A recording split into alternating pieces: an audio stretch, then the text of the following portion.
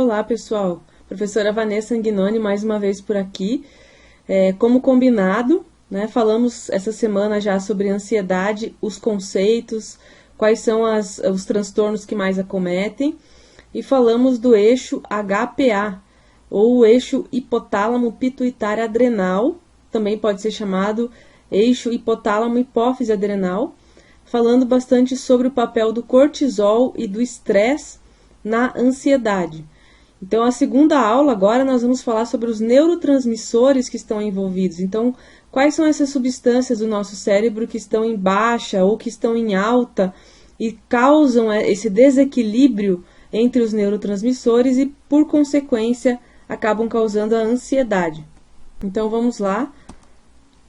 Lembrando que a gente está usando esses 3 livros, a princípio, né, o livro do Dr. Arthur Lemos, aqui no meio, em destaque, que é um livro recém-lançado, muito bom, sobre psiquiatria, né? Só que com uma visão integrativa, né? Tanto que ele chama ali tratamento multi-integrado, o tratamento observando o paciente inteiro, como um todo, que é o que a ortomolecular faz, né? Ela observa a inter-relação entre os órgãos, mesmo que, a princípio, a doença do paciente esteja cometendo apenas um sistema, aparentemente. A gente sabe que o corpo precisa ser analisado sempre. E aqui na esquerda o livro da Karina Ruiz, que é uma farmacêutica, pesquisa muito sobre nutracêuticos. Então a gente vai usar também as informações que ela coletou sobre os nutracêuticos e o manual de propedêutica e terapêutica ortomolecular do Efraim. Tá? Então vamos lá. O que são neurotransmissores? Né? Vamos relembrar aí a fisiologia. Define-se como neurotransmissor toda substância química sintetizada no organismo pelos alimentos ou suplementos com potencial inibitório ou excitatório, tanto no sistema nervoso central quanto no sistema nervoso periférico. Então, são as substâncias liberadas pelo neurônio, pelos neurônios, né? Então, a gente tem aí alguns tipos. Aí, aqui embaixo, a gente tem os inibitórios, que vão diminuir sinapse. Então, vamos entender inibitórios como aquelas substâncias capazes de diminuir a sinapse, tá? Portanto, relaxamento, indução de sono, tá? E aí seria quem? O principal é o GABA, tem a taurina, a glicina e o ácido glutâmico, que são aminoácidos ou derivados de aminoácidos, né? Que provocam também efeitos relaxantes. E os excitatórios nós temos vários, aqui começando com a serotonina, a dopamina, noradrenalina, adrenalina e fenilalanina.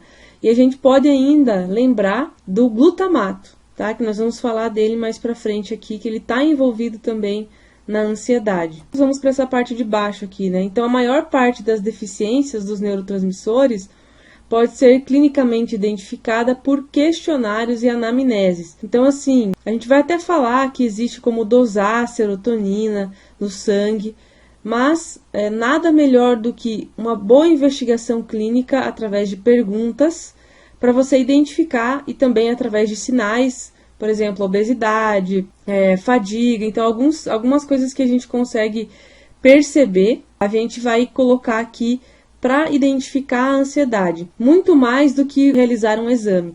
Então, como que a gente faz, digamos assim, para perceber o grau de ansiedade? Eu deixei aqui mais para frente algumas perguntas para vocês perceberem isso, tá? Como fazer para entender em que grau de ansiedade esse paciente está. Então, aqui ele fala, né? Uma opção seria dosar os neurotransmissores do sangue, porém estão delimitados pelas mudanças comportamentais rotineiras, então varia muito na periferia, que seria o sangue, essa concentração desses neurotransmissores, e pode não condizer com a realidade lá dentro do sistema nervoso central.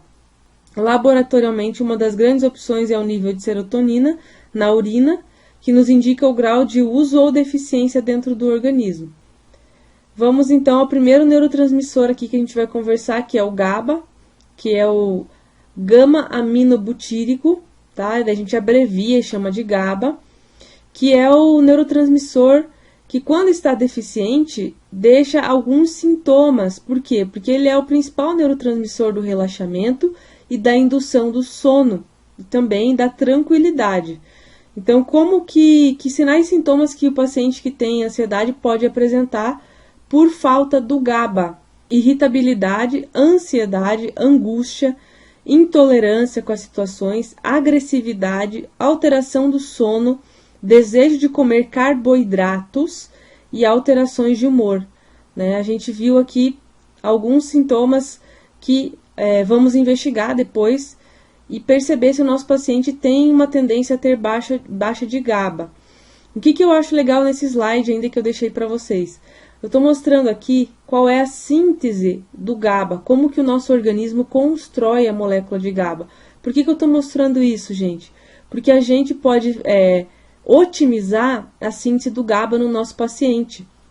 A gente pode fornecer para ele as substâncias precursoras e também as vitaminas e minerais que vão agilizar, que vão otimizar as enzimas que produzem aquela substância. Então, uma forma de tratar a ansiedade é você dar condições para o teu cérebro, para o teu neurônio, construir a molécula de GABA ou construir o neurotransmissor que você deseja. Então, quer dizer que desnutrição ou que uma má alimentação pode provocar ansiedade? Com certeza, pessoal. A gente viu que a nutrição ela é fundamental para tudo. Nosso corpo é feito de nutriente.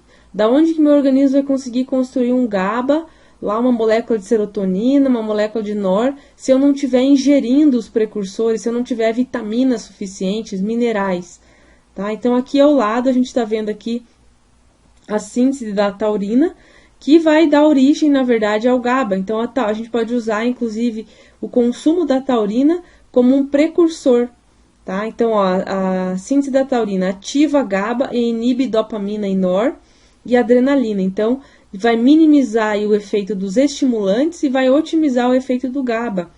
Então, a gente usa aqui cisteína, metionina e serina para construir a cistina, que vai dar origem à taurina, que vai ativar o GABA ou contribuir para o uso do GABA, para que o GABA seja otimizado dentro do nosso organismo, tá? E vai inibir acetilcolina, dopamina e noradrenalina, que são neurotransmissores excitatórios, tá? Então, a gente tem, inclusive, a taurina na forma de suplemento.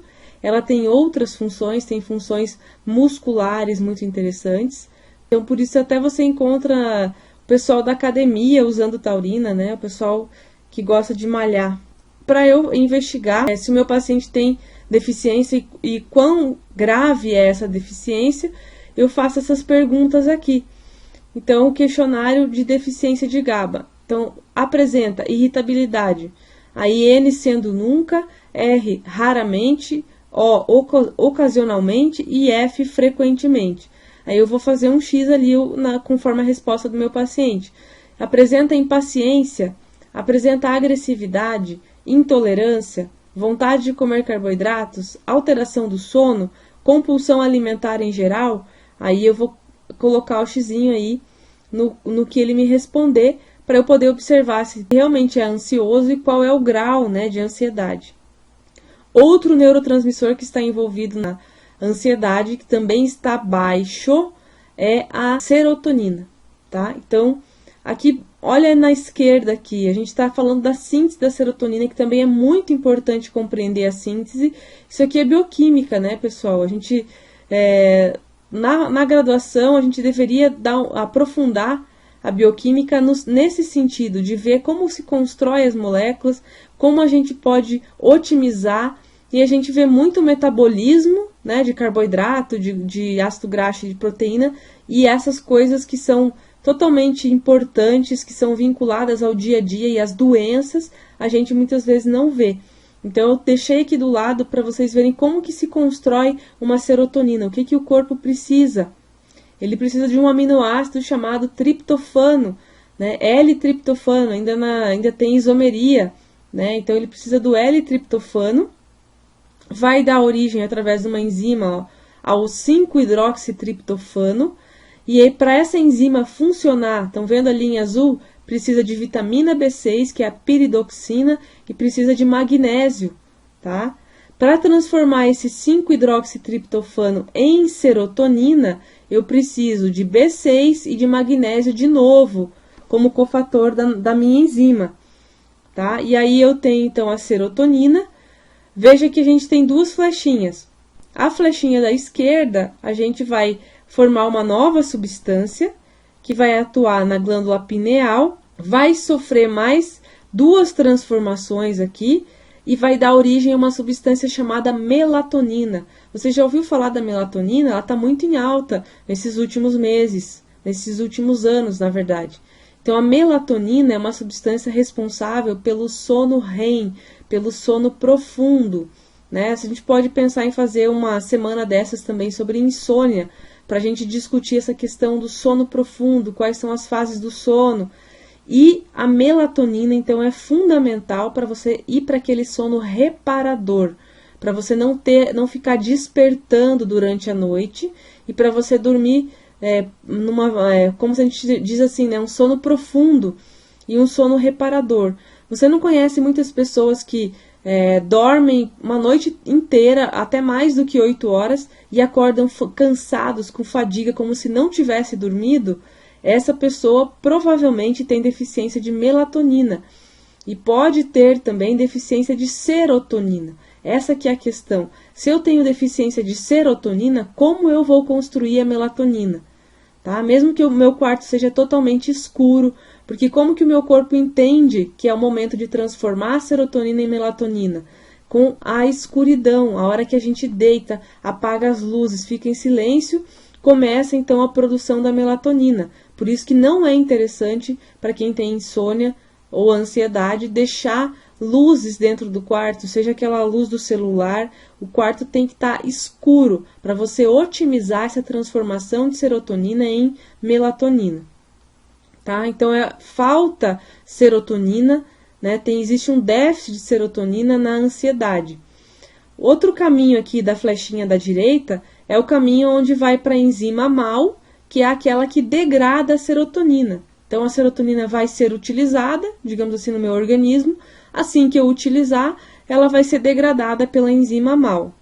Um detalhe que eu quero mostrar ainda para vocês, um detalhe que eu quero colocar nesse slide, é a questão aqui do triptofano sendo transformado em B3. Estão observando ali no comecinho que antes, né, ele teria uma oportunidade de virar vitamina B3 ao invés de virar 5-hidroxitriptofano e finalmente virar serotonina.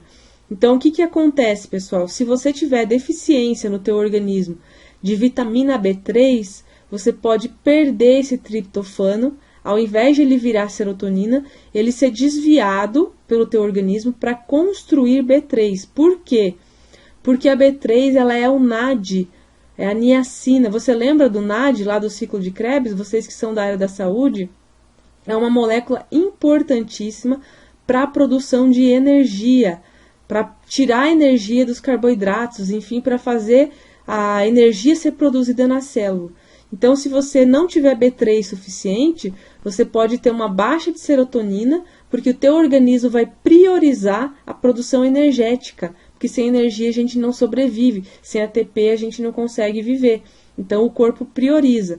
Portanto, a gente tem que otimizar também no nosso paciente os níveis de B3. Então, pegando a ideia aqui, quando a gente for prescrever, a gente vai prescrever o quê? 5-hidroxitriptofano, vitamina B6, magnésio e vitamina B3, tá? Na próxima aula que a gente vai, que eu vou postar para vocês, a última aula da ansiedade, aí nós vamos falar do tratamento, nós vamos falar dos nutracêuticos e dos fitoterápicos utilizados na ansiedade. Então, se você entendeu isso aqui que eu estou mostrando, você entende o porquê do tratamento. Qual é a função de cada ativo no tratamento. Como que eu descubro o déficit de serotonina? O paciente ele fica com o humor mais deprimido, depressivo, tem melancolia, pode desenvolver síndrome do pânico, transtorno obsessivo-compulsivo, síndrome bipolar, tem desejo também de comer carboidrato e tem compulsão, muita fome vespertina, tá? À tarde. Questionário, então, que eu vou fazer para esse paciente. Tendência à variabilidade de humor, aí eu vou colocar lá, nunca, raramente, ocasionalmente, frequentemente. Tristeza ou depressão, compulsão alimentar, vontade de carboidratos, preferencialmente vespertino, alterações do sono, mudanças de personalidade, tendência suicida, taquicardia ou precordalgia associada ou não a cefaleias, então cefaleias, pessoal, crise de mania ou hipomania, então eu vou assinalar e no final eu vou observar a gravidade dessa falta de serotonina. Apesar de, na ansiedade, nós termos aumento de... a noradrenalina está aumentada e a dopamina também, eu deixei um